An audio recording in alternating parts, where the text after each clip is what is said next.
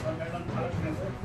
ಇದು ಅತ್ಯಂತ ಅರ್ಥಪೂರ್ಣವಾಗಿ ಮತ್ತು ವ್ಯವಸ್ಥಿತವಾಗಿ ಅದರ ವಿವರಗಳನ್ನು ಸಂಕ್ಷಿಪ್ತವಾಗಿ ನಮ್ಮ ತಾಲೂಕು ಅಧ್ಯಕ್ಷ ಸಮಿತಿ ಎಲ್ಲರ ಬರುವಿಕೆ ಇರುವಿಕೆ ಮತ್ತು ಯಶಸ್ಸಿಗೆ ಮಾಧ್ಯಮದ ಪಾತ್ರ ಮುಖ್ಯವಾಗಿದೆ.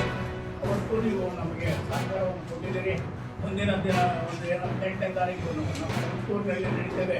ಅದಕ್ಕೆ ನಮ್ಮೆಲ್ಲರ ಸಹಕಾರಕ್ಕೆ ಈ ಕಡೆ ನಾನು ಅತ್ಯಂತ ವಿನಯಪೂರ್ವಕವಾಗಿ ವಿನಂತಿಸ್ಕೊಳ್ತಾ ಮುಂದಿನ ದೃಷ್ಟಿಗೆ ನಮ್ಮ 11 ಸಮ್ಮೇಳನಗಳಲ್ಲಿ ಒಂದು ಸಮ್ಮೇಳನ ಮಾತ್ರ ನಗರದಲ್ಲಿ ನಡೆದಿದೆ. ಇನ್ನು 11 ಸಮ್ಮೇಳನಗಳು ಸಹ 10 ಸಮ್ಮೇಳನಗಳು ಎಲ್ಲ ಗ್ರಾಮೀಣ ಭಾಗದಲ್ಲೇ ನಡೆದಿದೆ.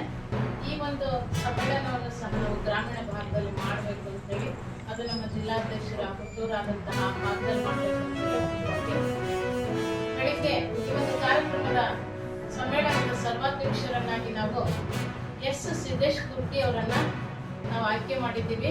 ನಮ್ಮೆಲ್ಲ ಪದಾಧಿಕಾರಿಗಳ ಸರ್ವಾನುಮತದಿಂದ ಅವರು ಸಹ ಸಾಕಷ್ಟು ಪುಸ್ತಕಗಳನ್ನು ಬರೆದಿದ್ದು ಸಾಹಿತ್ಯದಲ್ಲಿ ಸಾಕಷ್ಟು ಕೃಷಿಯನ್ನು ಮಾಡಿದ್ದಾರೆ. ಮತ್ತು ಈ ಸಮ್ಮೇಳನದ ಸರ್ವಾಧ್ಯಕ್ಷರಾಗಿ ಆಯ್ಕೆಯಾಗಿದ್ದಾರೆ.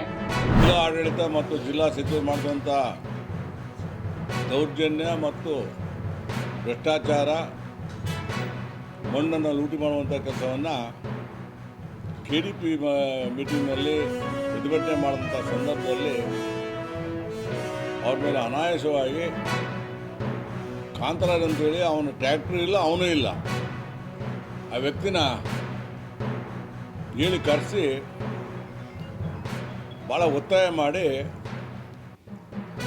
ಒಂದು ಅಟ್ರಾಸಿಟಿ ಕೇಸನ್ನು ಬುಕ್ ಮಾಡ್ತಾರೆ. ಇದು ಜಿಲ್ಲಾಡಳಿತದಲ್ಲಿ ಭಾಳ ದುರುಪಯೋಗ ಆಗ್ತೈತೆ. ಇದಕ್ಕೆ ಸನ್ಮಾನ್ಯ